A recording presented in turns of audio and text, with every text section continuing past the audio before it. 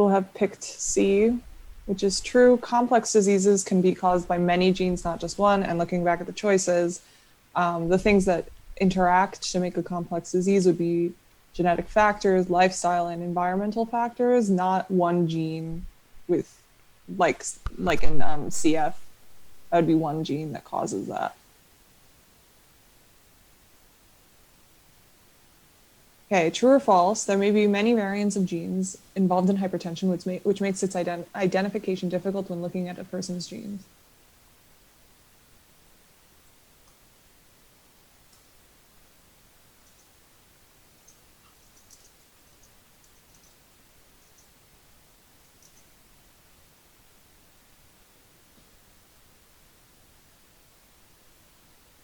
Also, Justin asked if we're getting the review. Possibly, we need to send it to Dr. Astron first. And then if he approves, we'll send it to you guys.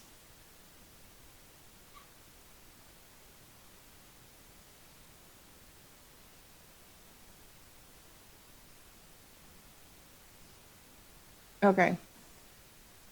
True. So something like hypertension is a complex disease, so there may be many genes, environmental, lifestyle factors involved. This makes it difficult to look at a person's genome and distinguish whether or not they are at risk for hypertension. So basically, you can have many different genes that interplay to cause hypertension, or you could have those genes and like your lifestyle is good, and so you don't get hypertension. It's not possible to just look at a person's genome and see if they're going to have it. Which of the following is a goal of precision medicine?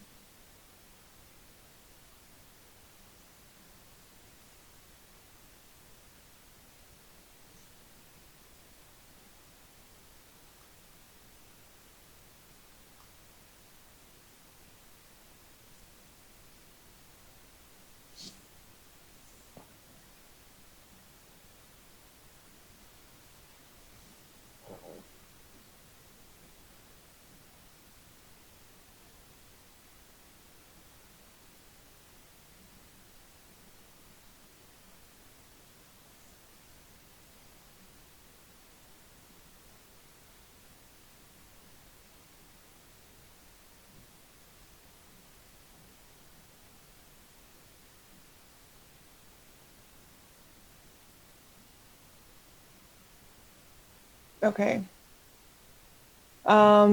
So B, with precision medicine, you can optimize medical care and outcomes for people on an individual level. So this is something from your slides. It's basically showing that precision and personalized medicine is enhancing the ability to detect disease, optimize therapies that increase efficacy, and you have a deeper understanding of disease subtypes and risk predisposition and longitudinal management of an individual's health. So basically, precision and personalized medicine is supposed to like basically take everyone's individual factors into account and treat them as best as you can for every individual person, which would be considered an optimal finding when practicing precision medicine.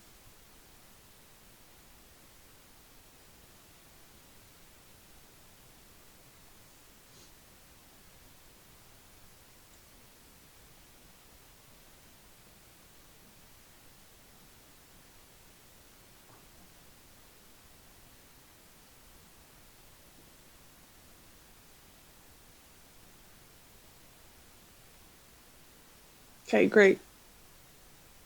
Most people are saying D, which is true. The drug being not toxic and beneficial would be what you want. So that's this green circle here. You don't want it to be toxic. And this is kind of showing you also the one treatment fits all is the current medicine. So you would give every, let's say, cancer patient a certain medication, and some patients, like it'll work, some patients it wouldn't work, and then some patients it like causes adverse effects instead of the effect that you want. So precision medicine would be looking at everything about a patient, their genes, everything, how the drug would interact with them, and treating them in a way that works for them. In a newborn, what would you be screening for with genetic testing?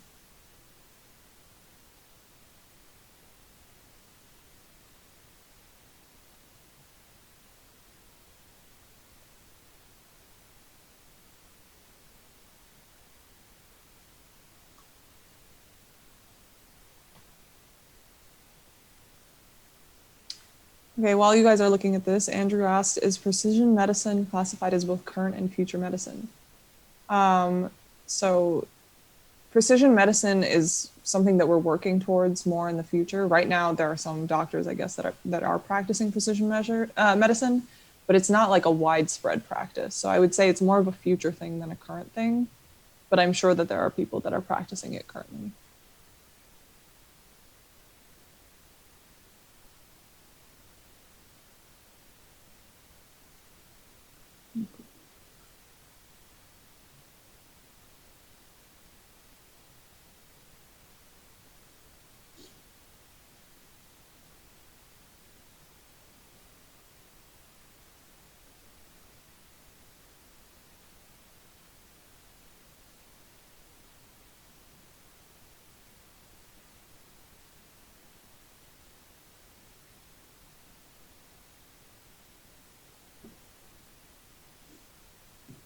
I'm just going to wait for a few more people to answer.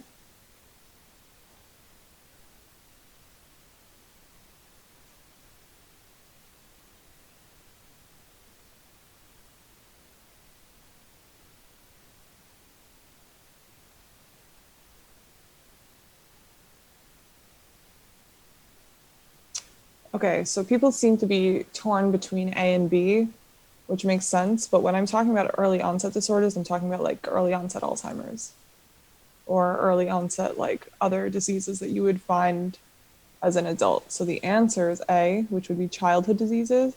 So you would want to screen for something like PKU in a newborn because that will be something that a child will get very quickly on in their life.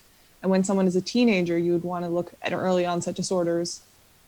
Teenager, young adult, you would want to look for like Huntington's or stuff like that. So childhood diseases is the answer. With newborns, you want to screen for childhood diseases. With teenagers, you'd screen for early adult onset disorders and conception / premarital risks. With older adults, you would screen for late onset disorders. So, yeah. Ariella, could you describe onset again, please? Yeah, sure. So if we're talking about one sec, this is not going back. Okay, so if we're talking about early onset disorders, we're more talking about like early onset disorders like early onset Alzheimer's, which would, if in people with the genes for early onset Alzheimer's, they would start getting it in their 50s. So that's what I mean by an early onset disorder. That's something that you would test for when someone is in their 20s or their late teens, because you want to test for childhood diseases when a baby is born. So, like PKU or other things that they would get within the first years of their life. You wouldn't necessarily be screening a child for Huntington's when they're born, you know. But early onset disorders like Huntington's and early onset Alzheimer's, that's what you would be screening for when someone is a teenager, okay? And then late onset disorders would be something that, you know, when someone's in their 60s already, you would be screening them to see if they would have any late onset diseases, you know. The one of the big things, and this is kind of getting too much into it right now, but one of the big things of genetic testing is to kind of wait until a person has the capacity to deal with some information that might possibly be difficult for them to deal with. So you don't want to tell someone who has like genetic risk factors for Alzheimer's, oh, you're definitely going to get Alzheimer's, or you definitely have a big risk for Alzheimer's, early onset Alzheimer's, until they have the capacity to deal with that, until they have a support structure in place that they can deal with it. So you wouldn't tell a parent with a newborn, your child has a risk for like an early onset Alzheimer's or like Huntington's. You would tell it to them when they like have those things in place to deal with it. So, Thank you. of course. Okay, what is true of functional cloning? This is for lecture 2.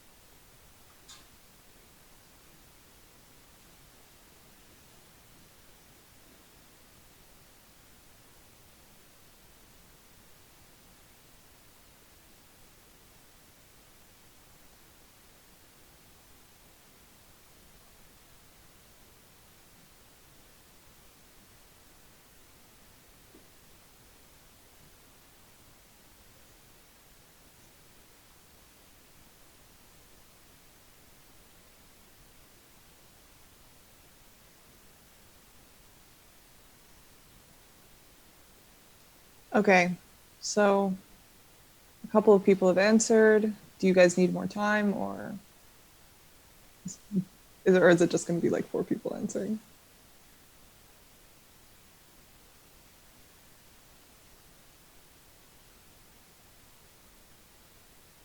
Okay, good.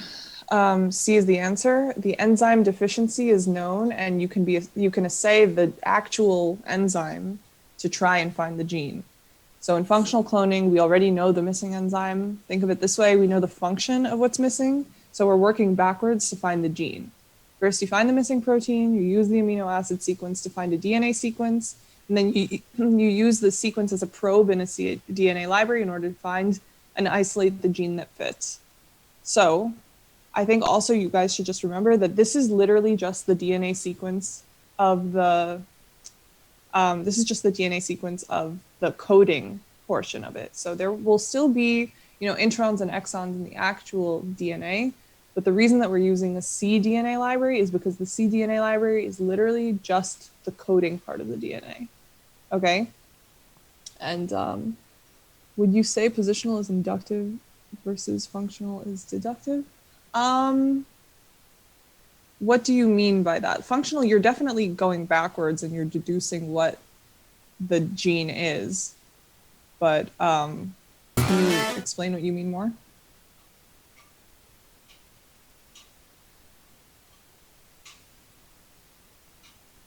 Positional. Let me think for a second.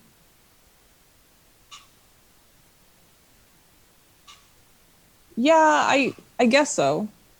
I guess so. Even with this, you're kind of trying a couple of combos, which will be one of the next questions.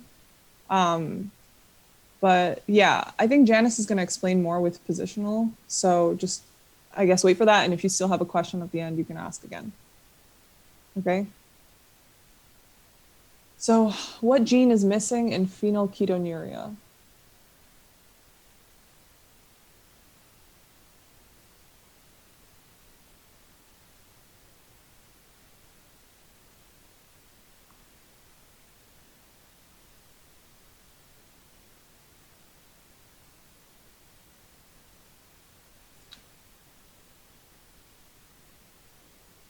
Okay, good. Phenylalanine hydroxylase. PAH is the enzyme that was found to be absent in PKU, which leads to abnormal phenylalanine metabolism that causes light skin, hair coloring, eczema, musty odored urine, mental retardation, seizures, developmental delay, movement delay, and elevated urinary phenylalanine. And so basically, when you have a newborn, you would screen immediately for these things. You would screen for PKU. And you would put the child on like a very low phenylalanine diet so that you basically don't have to deal with this missing enzyme that causes all these problems. But you need to catch it really early on. Yeah, and phenylalanine is usually converted by PAH to tyrosine. So that's the step in the pathway that's missing. What is a possible problem when synthesizing DNA primers from proteins in functional cloning?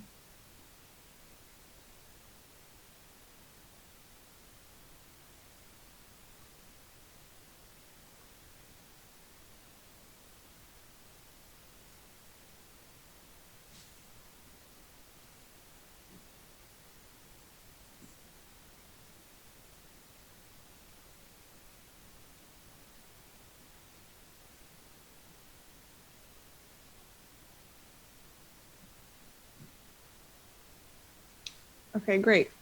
So everyone's picking C, which is good. Codons are redundant, so you have to make many possible DNA primers. So if you look at this, it's kind of showing you phenylalanine can either be UUU or UUC, right? So if in your protein you have a phenylalanine, you're going to have to use both the UUU and UUC in order to see which one actually is in the code for the protein. So when you're looking at the cDNA library, it's going to have one gene that actually correlates to the protein, but you have many possible codons that can you're going from protein back to DNA. So you have many possible codons that can code for each protein. So you're going to have to make like a couple of different combinations in order to see which one is correct.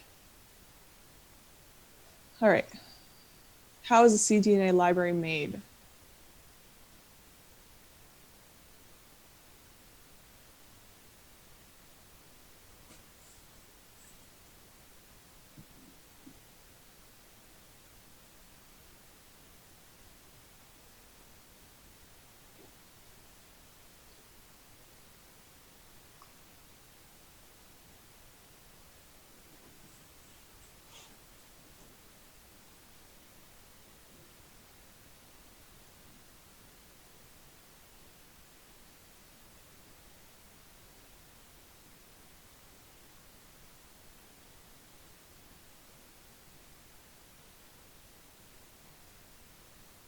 Okay.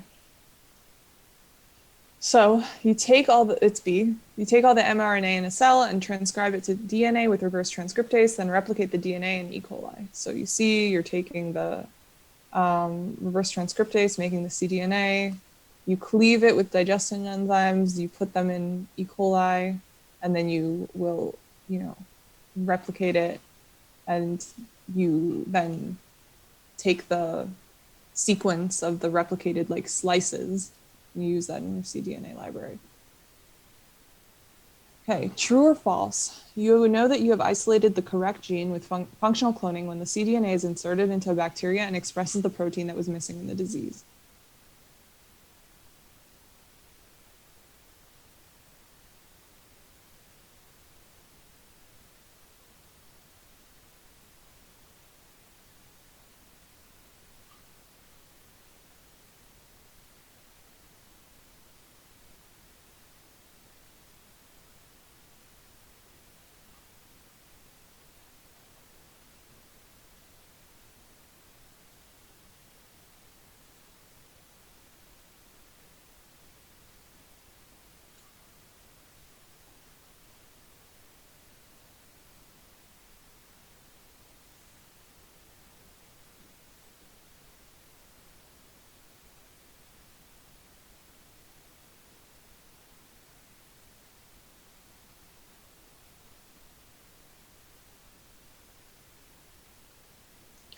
Okay, good.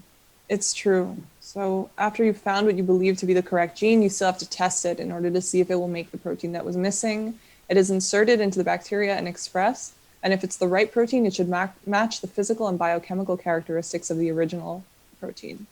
So that's basically like you found the gene, but now you need to test it. So you will express it in a bacteria, make sure that you have it right. And if you don't, you go back and you find the right gene. Okay, handing it off to Janice now. Okay, so let's move on to lecture 3 about positional cloning. So let's do this first one.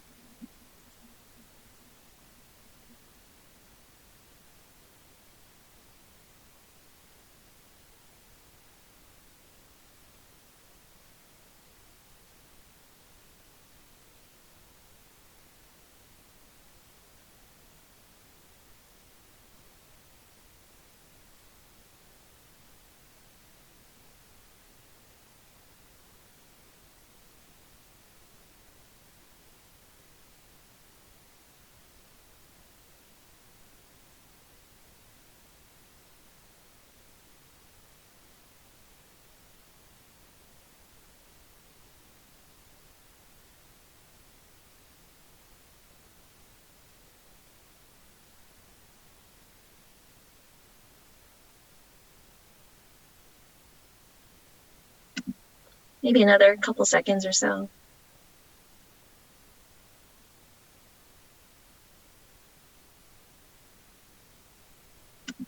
Okay, let's go to the next slide. Okay, so correct, the answer is B, which is, I'll just read it. So which of the following are utilized in positional cloning? So clear disease phenotype and DNA from families, and then also linkage analysis. So these ones are specific for positional cloning.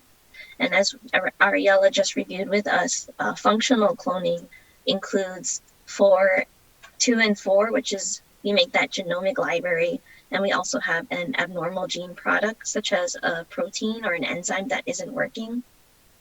So again, 2 and 4 are for functional cloning, and then here 1, 3, and 5 are for positional cloning. So we can go to the next slide. Oh, okay, so here's the slides that describe it. On the left side is the positional cloning. The one in yellow is where I pulled those, the 1, 3, and 5 answer choices. So clear disease phenotype, families with the disease, and also DNA from the families, while functional cloning, it relies on having the protein product already, and then we'll look back by making the cDNA and using a genome, genomic library to determine that. Okay, next slide.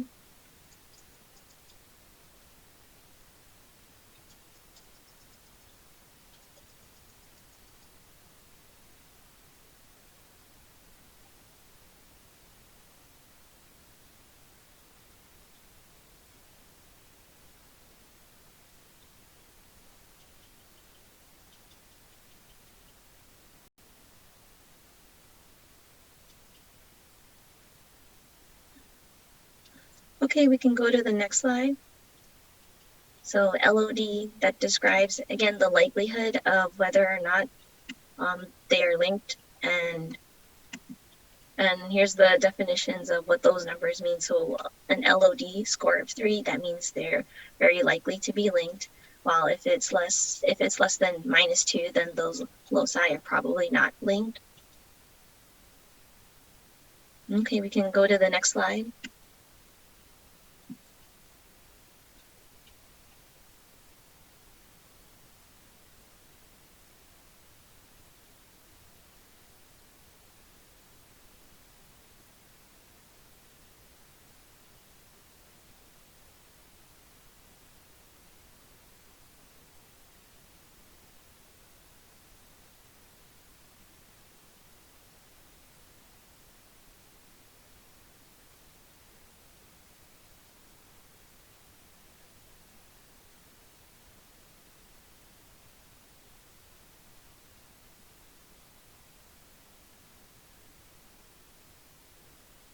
Okay, maybe 10 more seconds or something.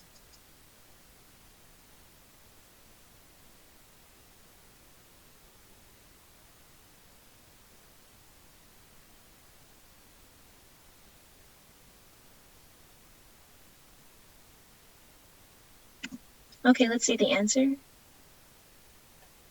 Okay, so VAX and YACs are used for serve as vectors for subcloning, where I'll read the second bullet. Okay, I'll just read the slide. So the purpose of physical mapping is to help isolate small pieces of DNA for sequencing, and DNA containing that candidate gene region, we can use it to clone into either yeast or bacterial artificial chromosomes. So that's what the YAC or the BAC stands for.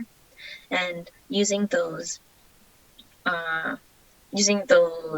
vectors, the DNA subclone, you can subclone them and then sequence them to look at those fragments. Okay, uses methods to identify sequences, which are exonic regions. And then on the right side is just an infographic in case people are like enjoy visual representations, where we have 1 is the human DNA chromosome in green, and then 2 is that YAC vector that scientists would use to put the 2 together. So in that bottom part, the green human DNA with the red and black YAC vector, they're cloned together, they're subcloned, and then after you make a bunch of clones, you can sequence them to look at that specific fragment that you are interested in. Okay, so we can move on.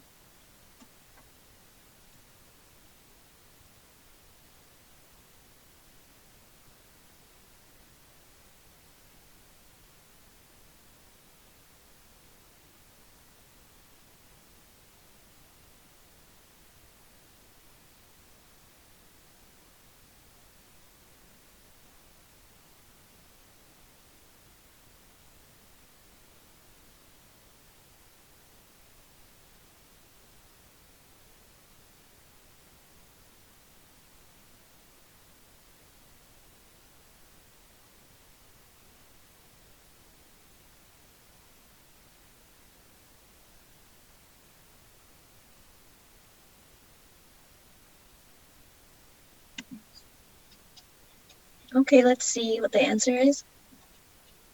Okay, so the answer is B. It goes to the endoplasmic reticulum to be prepped for the apical cell surface. And so here's one of the figures of what the CFTR protein is for. And the left side is it goes to a gene and then it gets translated. And this one is an apical cell surface protein. And do you remember what the function does for this gene, or what's the function of this protein made by this gene? Just as like a quick tidbit. Uzan said in the chat, doesn't it go to the ER to get folded and then the Golgi to be shipped to the apical surface? Yes, that's true. So after being processed, where's its B? It goes. Sorry, can you go back to the question? Okay, let's go back to the question to review. So after a normal CFTR protein is folded, where does it go next? The answer I had to put was B. It goes to the endoplasmic reticulum to be prepared for the apical cell surface. And then with Uzam's statement in the chat, doesn't it go to the ER to get folded and then to the Golgi to be shipped? So yes, that's true. I omitted the part where it goes from ER to the Golgi. And the answer in the statement here says it goes to the ER to be prepped for the apical cell surface. That's where I kind of hinted that it would go to the Golgi. And then this question also indicates like where is its final destination, this CFTR protein. And it's on the apical cell surface, and it's a chloride channel, which helps balance out the salt and water balance. And we remember this gene is often found where? In CF patients who have trouble who get thick mucus in their lungs because of these chloride ion channels, which help with outside the cell. So we wouldn't find these proteins normally within the cell. So A says it stays in the cytoplasm. C says it goes to the nucleus and hangs out in the nuclear membrane surface. And then D, it goes for brain, for speech and language, which we remember that one's more for the FOXP2 gene, for example. And in this case, like B is the more accurate answer compared to the rest of them. Even though Uzan has a good point that it goes from the ER to the Golgi and then to the apical cell surface. Is that okay? Or any more comments or questions specifically for that?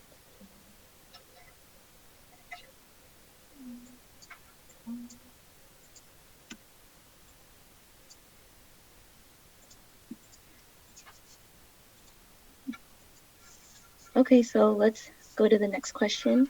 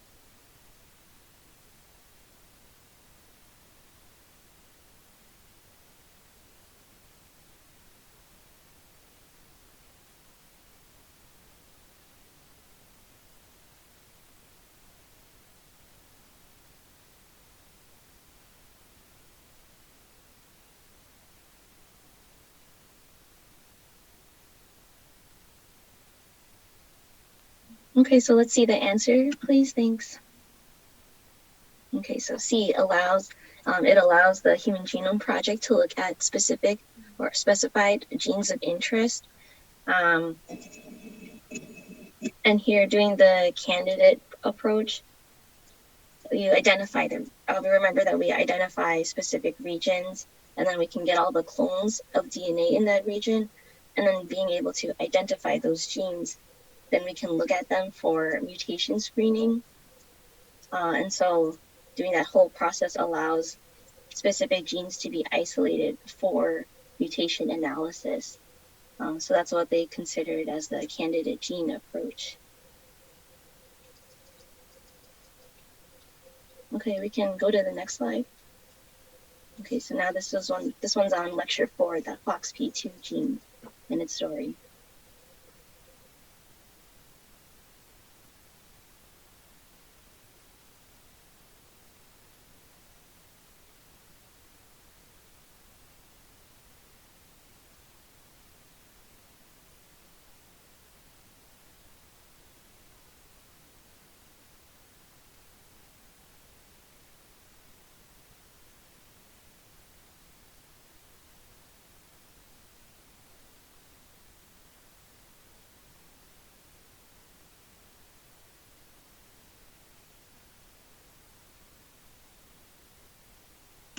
Okay, let's go to the next slide.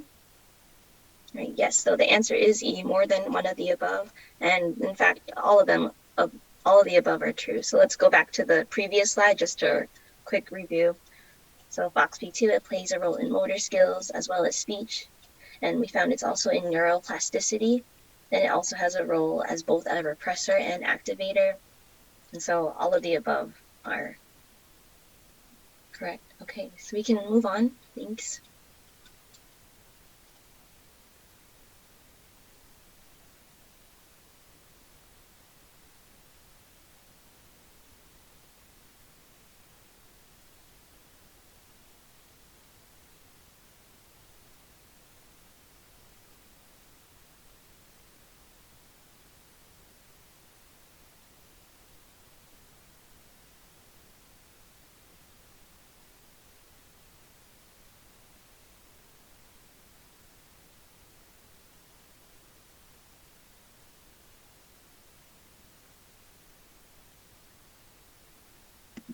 Okay, we can go to the next slide.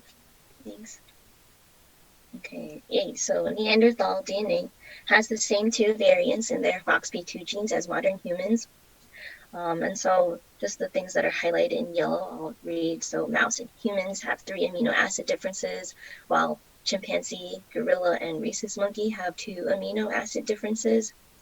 And then orangutan, 2 amino acid differences from the mouse, and then 3 for human. And then for Denisovans, they have the same 2 amino acids in their FOXP2 genes as humans. So could we go back to the previous slide just to differentiate numbers and which one's which? So Neanderthal, the answer, Neanderthals have the same. And then C, the Denisovans have the 2 same amino acids, acid differences, while the chimpanzee, gorilla, and rhesus monkey have I forgot what we already said, 2 amino acid differences from humans. So we can move to the next question. Thank you.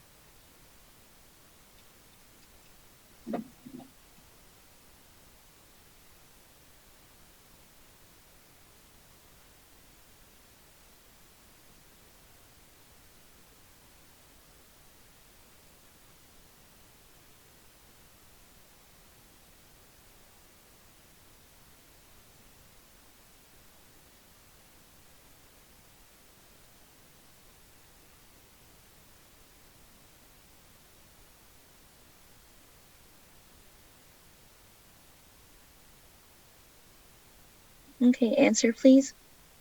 Thanks. So yes, autosomal dominant. Okay, we can move on. Thank you.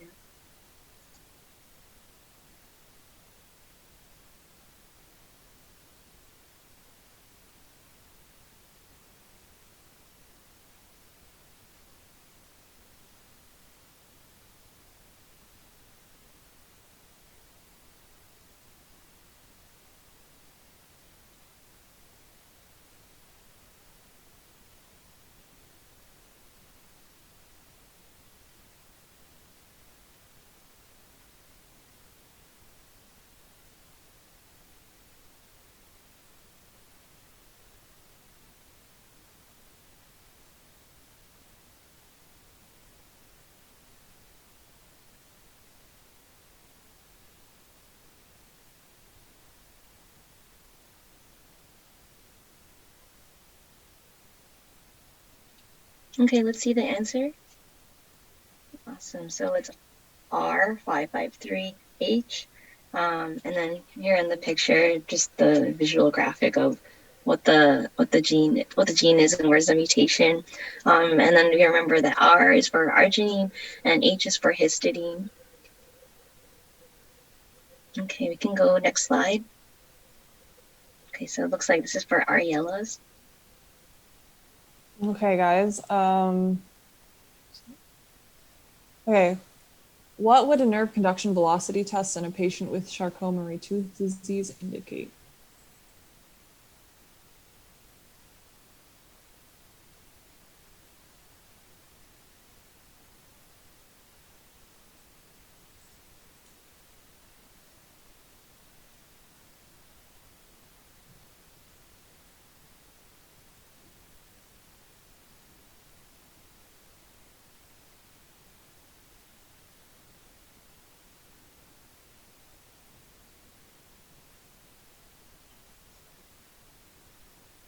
Okay, good. Okay. Demyelination. So basically, in someone with Charcot-Marie-Tooth, you'd have a lower than normal nerve conduction velocity test, which indicates demyelination of nerves. So myelin basically is insulating nerves, and it allows them to conduct the impulses really quickly. And without it, the impulses would be measured as being much slower. Which of the following is true of CMT?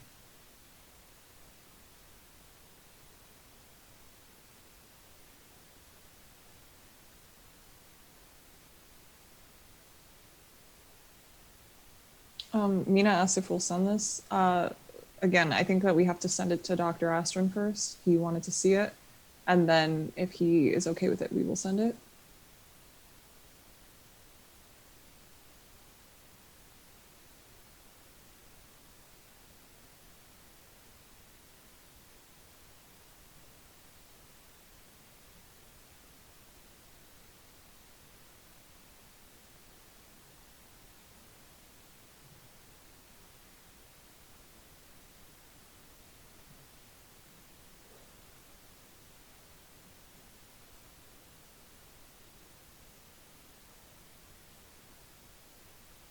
Okay. Most people had said D. So yeah, over 1,000 mutations can cause CMT. The other choices are wrong because there are more than 4 subtypes. They're not all autosomally dominant inherited. Some are recessive, and I think one is X-linked. So they're not all autosomal dominant. CMT genes have been identified by positional cloning and exome sequencing, not by functional. And CMT has full penetrance but variable expressivity. True or false, in CMT, only 20 to 30% of PMP22 reaches the myelin membrane.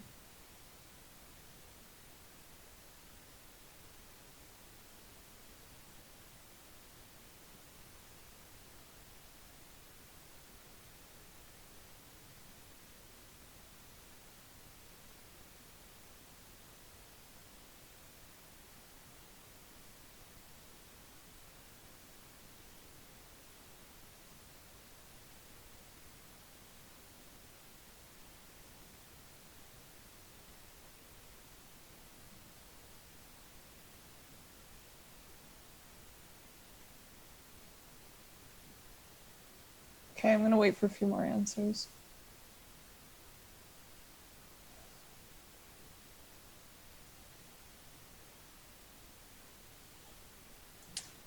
Okay, this is actually false. In the normal state, only 20 to 30% reaches the surface of the myelin. In the disease state, there's an increase in the misfolded PMP22, so even less of it gets to the surface of the myelin, and it'll aggregate inside. So again, normally 20 to 30% of the PMP22 will reach the membrane. The rest of it does not overwhelm the endoplasmic reticulum, like, because it's still like the ER can handle it and like recycle or do whatever it does to the proteins. But in the disease state, because it's making so much more of the misfolded protein, you would overwhelm the ER system. And that's why you get the disease. Okay, so anyone has any questions about that, I can explain it more in detail later. But just remember, like in the normal state, not all of the protein that you're making is actually making it to the surface of the cell. Okay. Why can duplication of the PMP22 gene lead to the same phenotype as a point mutation?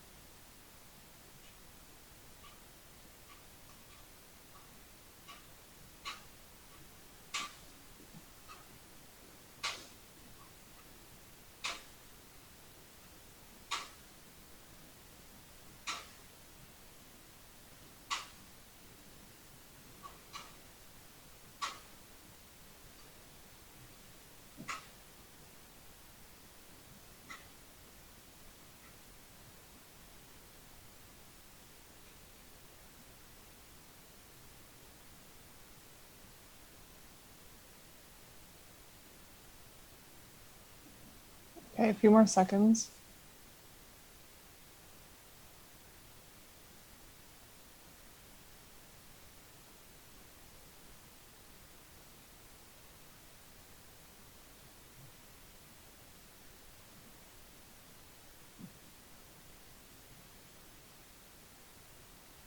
Okay.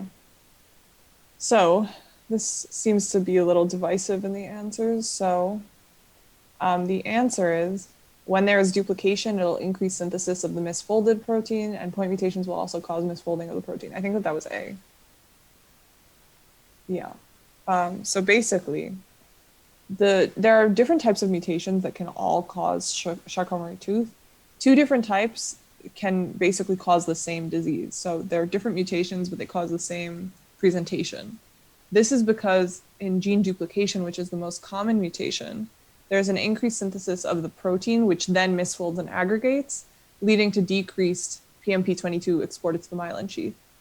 With point mutations, they'll also alter the amino acid sequence, which then leads to the misfolding of the protein, protein aggregation, and decreased PMP22 exported to the myelin sheath. So you see both of these different mutations cause the same thing to be happening. So even though there's different genotypes, the phenotype is the same.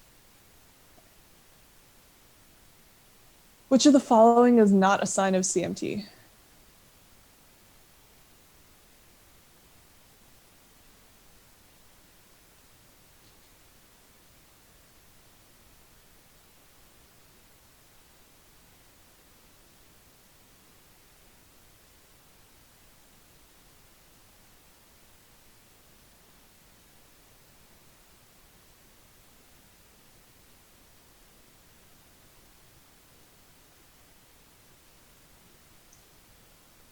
Okay. A few more seconds.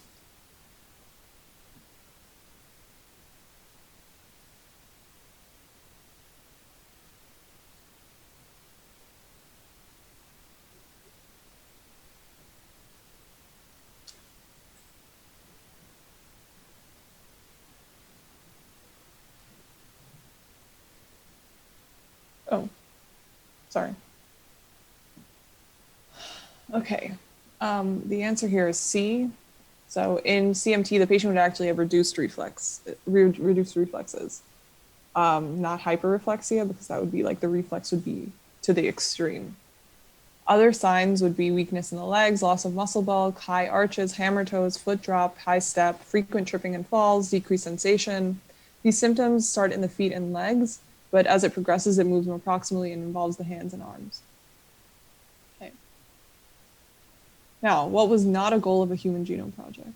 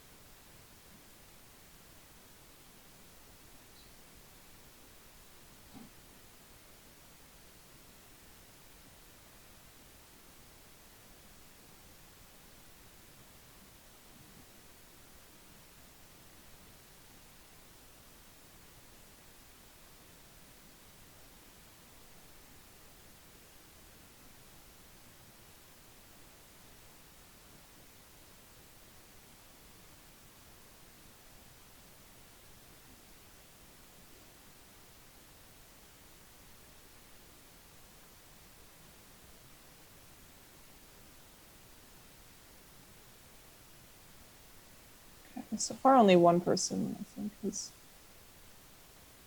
Oh, wait, no. Never mind. Okay.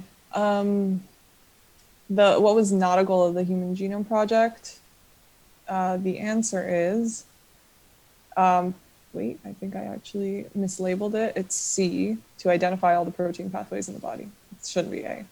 All the others were goals of the Human Genome Project. So looking back here, to sequence the genes of the human body, yes, that was a goal. To help diagnose diseases, yes, because if you can know what the genes are for the disease, you would be able to diagnose it through genetic testing. And to apply the knowledge gained to personal medicine, yeah, that's also a goal of the Human Genome Project. The Human Genome Project didn't really have anything to do with like protein pathways, so that would not be correct. True or false? The further apart two sequences are on a chromosome, the less crossing over can occur.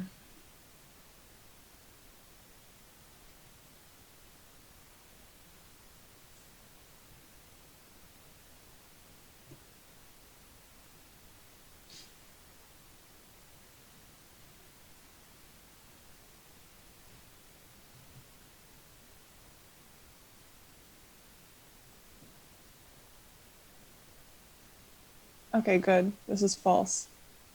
Crossing over is linked to distance. If two genes are close to one another, they'll likely cross over together during recombination. If two genes are further apart, it is more likely that they'll cross over independently of one another. So, for like relating this to the Human Genome Project, the NIH used this in their approach to create a linkage map by looking at which genes would cross over together versus separately. They found the areas of chromosomes where they could mark the location of certain markers. A genetic map consists of markers and genes that have been assigned their location in the genome by linkage studies. So basically, if I have two genes that are really close to one another, they will usually recombine together. So I know where that location of those two genes will be relative to another gene, which would be further away, that would recombine separately from those genes sometimes. Sometimes they'll be on the same chromosome, sometimes they'll recombine separately. And I'll know that that one is further away than these two. So you create a linkage map, and that helps you make the genetic map, okay?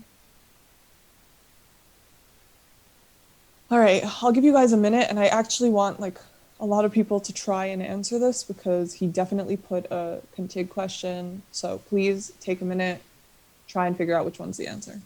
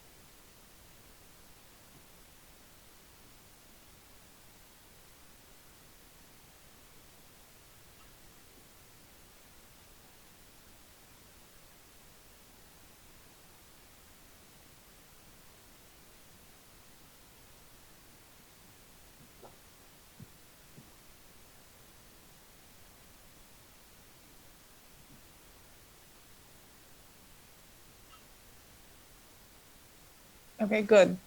Everyone picked C, that's really good. So here, I color coded them. You would start with one of the ones that only has one marker. Okay, so either B or C would be the one that you start with. Then you look for, so let's say B has a YAC4 marker. Then you would look at something that also has YAC4, that would be D. And you look for what the other one that D has is YAC2. So then you have the other one with YAC2 is A. Then YAC2, A has YAC3, so does E, and then E has YAC1 and C. So he can either put it in this kind of order with the B, D, D, A, E, E, C, or he can say YAC4, YAC2, YAC3, YAC1. So again, YAC4 would be first, then YAC2, then YAC3, then YAC1. Okay, Andrew wants me to go over this again, so I'm going to do it slowly. So basically, the way that you start looking at this, you see that most of these have two, right? They have 2 plus signs. But the ones that have 1 would be on the edges, basically, because you're looking at the edges first. So you would either start with B or C, okay? I only put one answer choice that I only put answer choices that started with B and not with C because I didn't think that would be fair.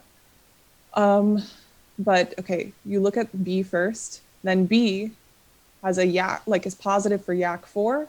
And the other one that's positive for YAC4 is D. So then you're looking at D, and D has YAC2, it's positive up here. So then you look for the other one with YAC2, that would be A. And then A has YAC3. And then you would look for the other one with YAC3, which would be E. E has YAC1. Other one with YAC1 is C, and that's another edge because it doesn't have any other markers. Does that make sense?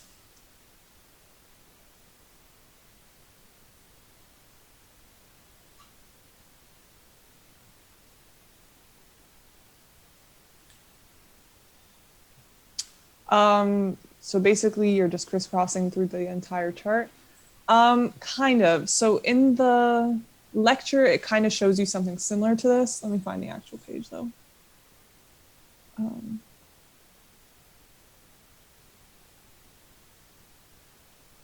Okay, this is in your 6th lecture.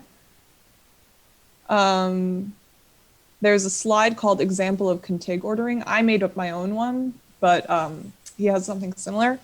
So basically you're lining up the markers in a way that fits. You basically have found all these different pieces of DNA with sequences, and you put a marker on each part. And let's say you have the A, B, C, D, E markers on YAC1, 2, 3, and 4. The YACs are the slices of DNA that you're looking at. So you have marker B on one edge and marker C on the other edge. So yeah, you're basically just trying to see which pieces have overlapping markers, and then you can put them in an order. Okay, does that make sense?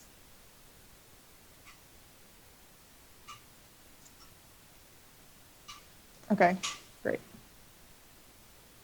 How did Celera approach sequencing?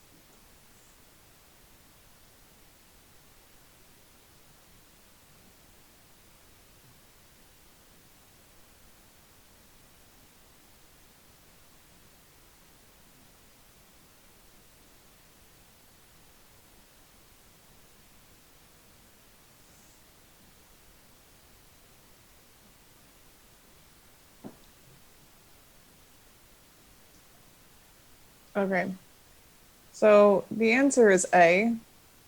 Basically, you're cutting the DNA into small pieces with restriction enzymes, making clones, sequencing the clones, and putting the overlapping contig sequences together. I guess I should have just said sequences together because I think that it's not correct that it's contig sequences. They're just the overlapping sequences. So here's two pictures that kind of illustrate the same point. So in this one on the left, you're cutting the DNA into overlapping fragments short enough for sequencing, cloning the fragments in plasmid or phage vectors. Then you're sequencing each fragment, and then you're ordering the sequence into one overall sequence with the computer software. So basically, what Venter did and what Celera did is they just chopped up all the pieces of the DNA. They duplicated them, they sequenced them, and then they let the computer figure out where everything should go. And it's called the shotgun method, but they didn't actually take a shotgun to the DNA. They took a lot of restriction enzymes to it. Okay, what is the goal of the 1,000 Genome Project?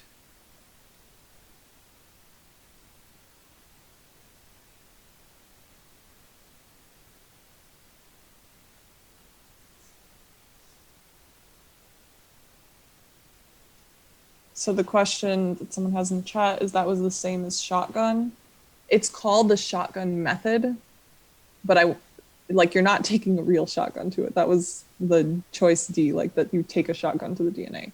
You're actually taking restriction enzymes and you're just chopping up all the pieces of DNA and then you're sequencing those pieces. But yeah, that's the shotgun method.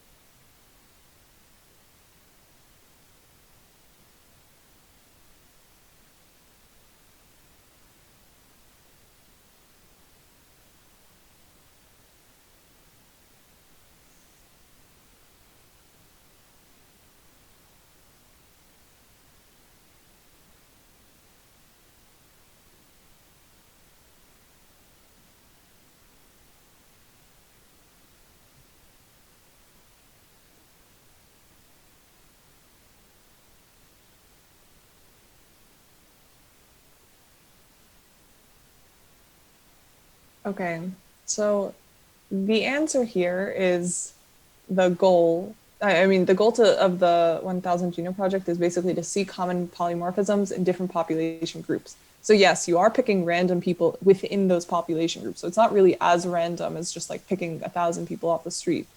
You're going to different areas of the world and you're picking people from that area in order to see what common polymorphisms and genetic variants in those populations are. So they're looking at Europe, East Asia, South Asia, West Africa, and the Americas. Okay. Now back to Janice. Okay, so last lecture, whole exome sequencing.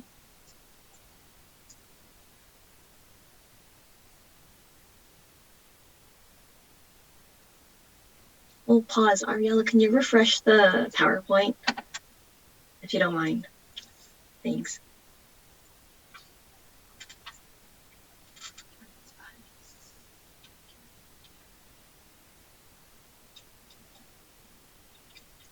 Thank you.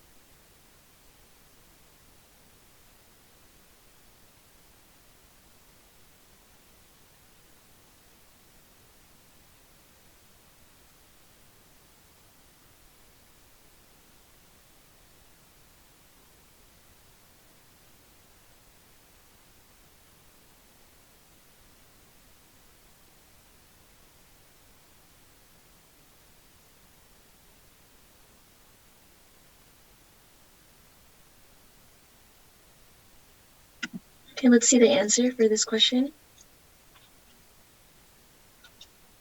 Okay, so I'll read what I wrote down. So whole exome sequencing covers exons only, so we know that's protein coding. And while whole genome sequencing covers non-coding DNA in addition to the exons, so it covers both protein coding and non-protein coding. And looking at the chat, so that is indeed what people have indicated. And here's one of the graphics from the slides. So I'll read the graphic because why not? So whole exome sequencing, that one covers specifically the exon, so about 22,000 genes. And since we're focusing on just those specific genes, we can do, they call it intermediate coverage. So knowing that we are limiting the amount of things that we are looking at, we can go more in depth of coverage. So that's why it's intermediate, quote, quote, compared to whole genome sequencing, lower coverage. So in terms of like how much more you're repeating those sequences to examine, if that makes sense. And then for whole exome sequencing, the last part, it's slower. It takes a few weeks, good accuracy, and many mutations are tested. While for whole genome sequencing, okay, it covers all genes, translocations, and non-coding DNA. And the whole graphic here, maybe it looks like a plasmid of some sort, but it has more coverage. It covers more things in the DNA, but because it covers a wider span, it can do lower in-depth coverage compared to whole exome sequencing.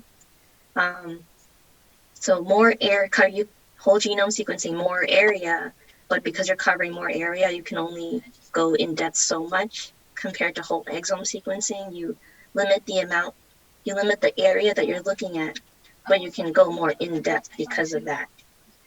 And then the last part, whole genome sequencing, slower, takes several weeks. All mutations are tested, but lower accuracy. So is that okay in terms of differentiating, or in terms of interpreting the infographic that he put?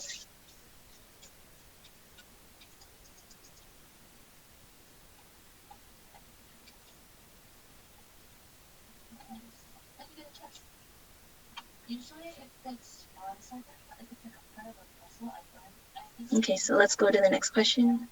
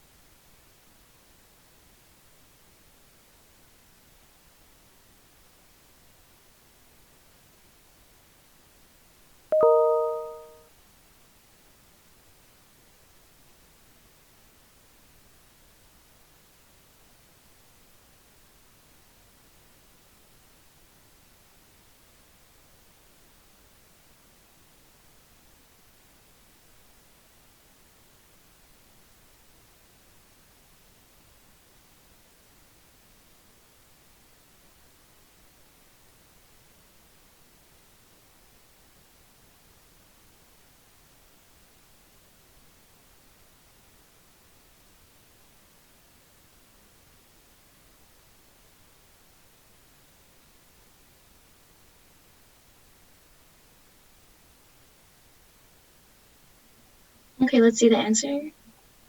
Okay, D. So many genetic mutations causing disease are found in exons. So that's why we are putting the pitch for using whole exon sequencing compared to the whole genome sequencing.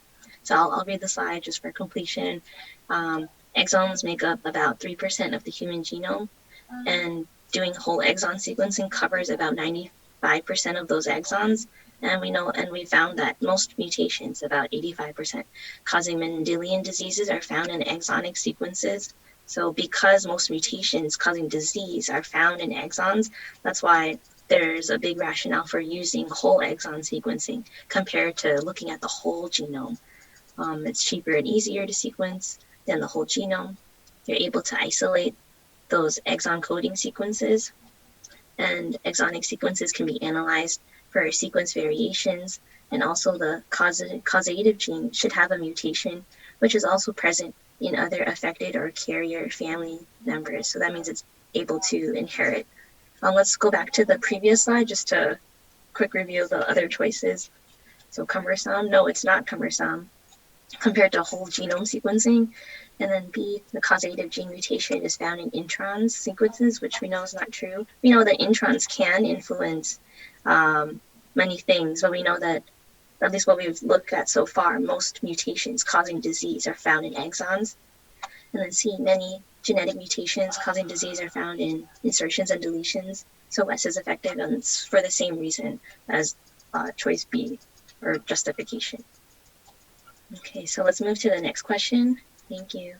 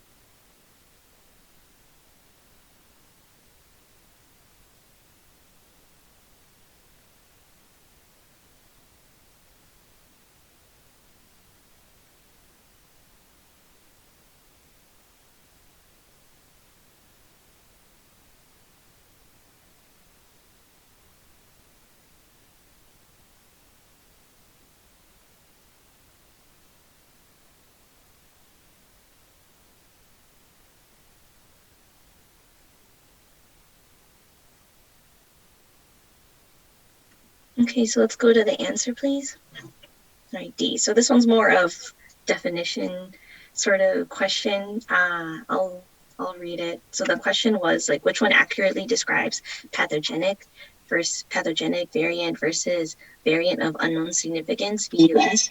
So pathogenic variants are reported with disease or strongly suspected of being pathogenic based on preclinical studies, while variant of unknown significance means that there's some features of possible functional consequence, but there's not enough evidence to determine whether it's pathogenic or benign.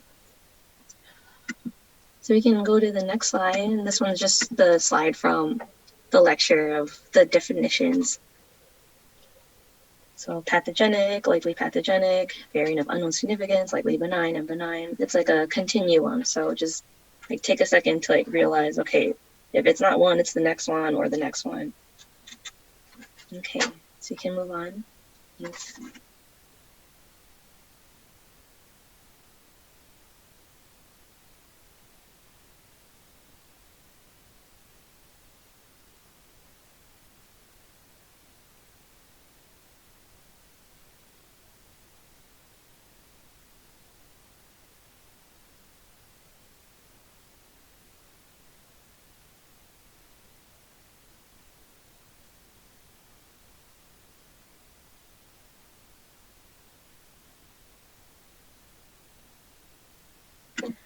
Okay, let's see the answer.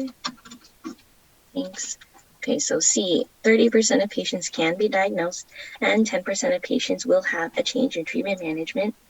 And so we can use whole exome sequencing so that we can identify single genes causing the Mendelian disease. So that means it's like inheritable, we can see it. But if there's multiple variants, then it's difficult to determine which gene is a causative variant. Okay, we can go to the next slide.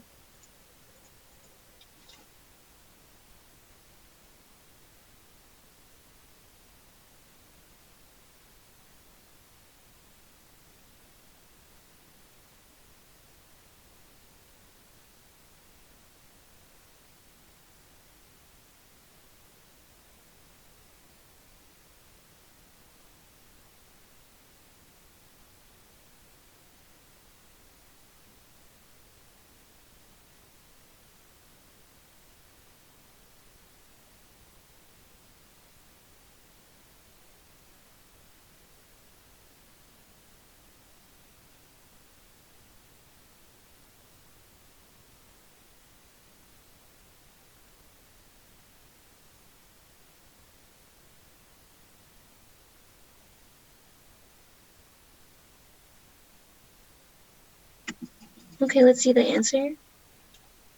All right, so all of them are examples of incidental findings. So during whole exome sequencing, variant genes are known to cause or increase the risk for unrelated disorders, and that could be discovered. So that's called incidental findings. And then examples of incidental findings could be the disorders could be treatable and benefit from early detection during childhood.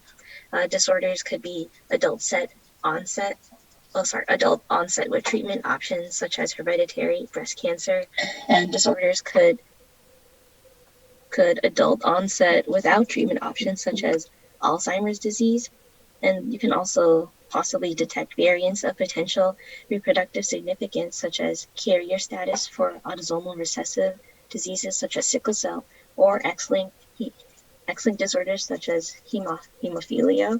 And doing whole exome sequencing may also detect paternity problems. So these are doing our findings of doing sequencing. If we happen to find in incidental findings, then it's something that as a provider people should consider, like, if we found out that this person has a higher chance of breast cancer, should we inform them or the patient?